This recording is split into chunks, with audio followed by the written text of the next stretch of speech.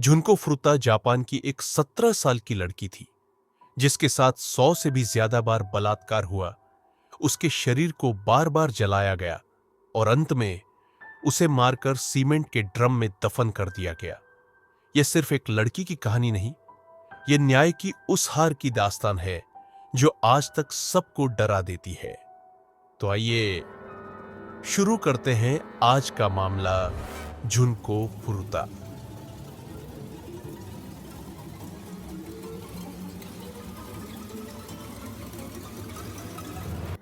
जुनको फुरुता जापान के साइटामा प्रांत की रहने वाली एक 17 साल की छात्रा थी। वो पढ़ाई में अव्वल थी, अपने सहपाठियों में लोकप्रिय और बेहद अनुशासित व मेहनती थी। वह अपने खर्च खुद उठाने के लिए पार्ट टाइम जॉब करती थी। उसका सपना था एक सम्मानजनक करियर और एक खुशहाल परिवार। वो ऐसी लड़ एज की थी जिसकी मासूमियत और मेहनत हर किसी को पसंद थी। वो नाचती थी, दोस्तों के साथ घूमती थी। जुनको का सपना था कि वह एक दिन सफल होकर अपने माता पिता का नाम रोशन करे। लेकिन जो अगले 44 दिनों में हुआ वो दुनिया का सबसे क्रूर अपराध बन गया। शाम का समय था, जुनको स्कूल से अपने घर लौट रही थी। तभी उसे रास्ते में हिरोशी मियानो नाम का 18 साल का लड़का मिला। वो 4 लड़कों के एक गैंग का हिस्सा था। हिरोशी मियानो, जो ओगुरा, शिंजी मिनातो और यासुशी वतानाबे। हिरोशी ने एक प्लान के तहत उसे बहाने से रोका, कहा कि उसके भाई की तबीयत खराब है, मदद चाहिए। जब जुनको मना करने लगी तो उसे जबरदस्ती पकड़कर टोक्यो के आदाची इलाके के एक घर में बंद कर दिया गया। यहीं से शुरू हुआ 44 दिनों का अमानवीय अत्याचार। हर दिन, हर रात जुनको को बेरहमी से पीटा गया, उसका रेप किया गया, उसे भूखा रखा गया, शराब पिलाई गई और कपड़े उतारकर ठंड में बालकनी में खड़ा किया गया। उसके शरीर पर सिगरेट जलाई गई, प्राइवेट पार्ट्स में बोतलें, बल्ब और अन्य चीजें डाली गई। लेकिन यह तो सिर्फ शुरुआत थी। असली डरावनी कहानी तो अब बाकी थी। उसके साथ केवल इन 4 ने नहीं, रिपोर्ट्स के मुताबिक 100 से भी अधिक लड़कों ने उसके साथ रेप किया। हिरोशी और उसके गैंग ने अपने दोस्तों और याकुजा, जापानी माफिया से जुड़े युवकों को भी बुलाया। उसे गैंगरेप, मारपीट और मानसिक शोषण का सामना हर दिन करना पड़ा। जुनको को बिना कपड़ों के कई दिनों तक एक कमरे में बंद रखा गया। उसे जबरन नचाने पर मजबूर किया गया, उसके शरीर पर सिगरेट बुझाई गई और लाइटर फ्लूइड डालकर जलाया गया। डंबल से पीट पीट कर उसकी हड्डियां तोड़ दी गई। बल्ब और बोतलें उसके गले और प्राइवेट पार्ट्स में डाली गई, जिससे अंदरूनी अंग फट गए। उसे भूखा रखा गया, शराब पिलाई गई, पेशाब पीने और कॉकरोच खाने पर मजबूर किया गया।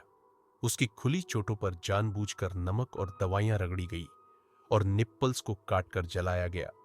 इतनी हैवानियत कि वो बार बार बेहोश हो जाती थी। लेकिन उसका दर्द फिर भी खत्म नहीं होता था। एक समय ऐसा आया जब वो चल नहीं पाती थी, खड़ी नहीं हो पाती थी और न ही खाना खा पाती थी। लेकिन इसके बावजूद उन्होंने अत्याचार नहीं रोका। एक बार वह किसी तरह भाग निकली और पुलिस तक पहुंची, लेकिन लड़कों ने कहा कि वह उनकी प्रेमिका है और पुलिस ने बिना कुछ पूछे उसे वापस सौंप दिया। वो शायद उसके लिए सबसे बड़ा मोड़ था, लेकिन सबसे भयानक मंजर अब भी बाकी था। 4 जनवरी को जो हुआ उसने सब कुछ खत्म कर दिया। 4 जनवरी 1989 को हिरोशी ने महज गेम हारने के गुस्से में जुनको पर फिर अत्याचार किया। उसे घंटों मारा गया, उसके हाथ पैर जला दिए गए और अंततः उसकी मौत हो गई। उसके शरीर को 210 लीटर के एक लोहे के ड्रम में ठूंसकर डाला गया, फिर ऊपर से सीमेंट डाला गया जैसे कोई कूड़ा हो। ड्रम को टोक्यो के एक सुनसान निर्माण स्थल पर फेंक दिया गया, बिना किसी पछतावे के।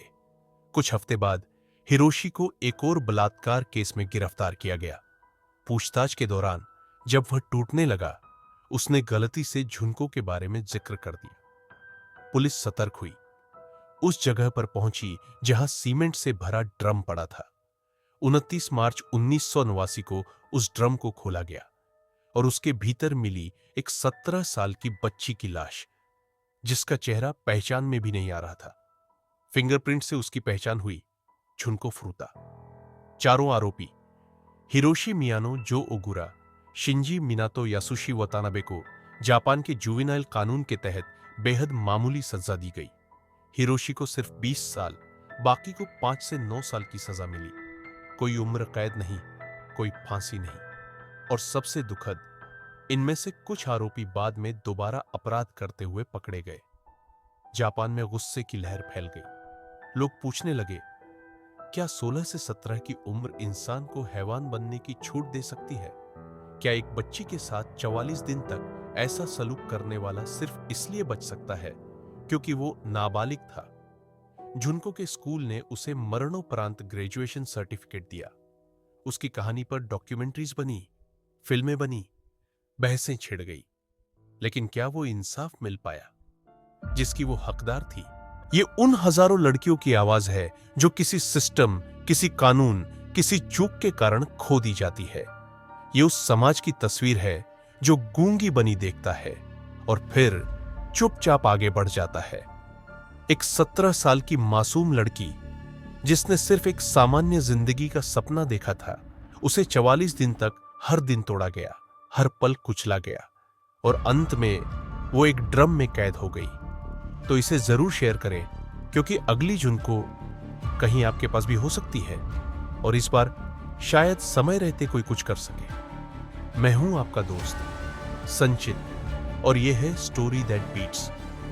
मिलते हैं अगली बार एक और सच्ची और जरूरी कहानी के साथ। तब तक सतर्क रहिए, सच को पहचानिए और जुड़े रहिए हमारे साथ।